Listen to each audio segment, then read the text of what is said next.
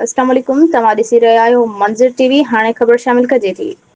ख़बर शामिल कई वई। इस्लामाबाद वज़ीर आज़म जे सलाहकार राणा सनाउल्लाह भारत जे आबी जारियत खे मुंहुं ॾियण लाइ चनाब दरिया ते आबी ज़ख़ीरा तामीर करण जी तजवीज़ पेश कई आहे। हिन चयो त चनाब दरिया जे 4 खां 5 हंधनि ते पाणी जा ज़ख़ीरा ठाहे सघजनि। सेनेट में ख़िताब कंदे राणा हिन चयो त पाणीअ जो मामिलो सभिनी सूबनि खे गॾु वेही इतफ़ाक़े राय सां तय करणु घुर्जे। हिन चयो त मुस्तक़बिल जे हालतुनि ऐं भारतनि जी साज़िशुनि खे नाकाम बणाइण लाइ सभिनी धुरियुनि जो गॾु वेहणु ज़रूरी आहे। हिन ॿुधायो त भारत चनाब जे 5 डेम तामीर करे रहियो आहे। उन्हनि मंसूबनि ज़रिए भारत जॾहिं चाहे 60 खां 90 ॾींहं ताईं चनाब जो पाणी रोके सघे थो। हिन वधीक चयो त पाकिस्तान चनाब ते पंहिंजा आबी ज़ख़ीरा तामीर करे उन सूरतहाल जो मुक़ाबिलो करे सघे थो।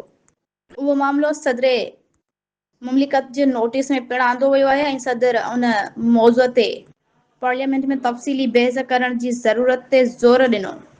हिन वधीक चयो त सिंध जे पाणी बाबति तहफ़्फ़ुज़ात खे ज़ाहिर ऐं नज़र में रखंदे नई हिकमत अमली जोड़ण जी ज़रूरत आहे। उन सिलसिले में सदर मुमलिकत सां मुलाक़ात पिणु थी, जंहिं में उन ॻाल्हि ते इतफ़ाक़ थियो त पहिरीं सिंध जा तहफ़्फ़ुज़ात दूर कया वञनि ऐं उन खां पोइ गॾियल इतफ़ाक़ी राय सां अॻिते वधियो। मज़ीद ख़बरनि लाइ ॾिसंदा रहो मंज़र टीवी।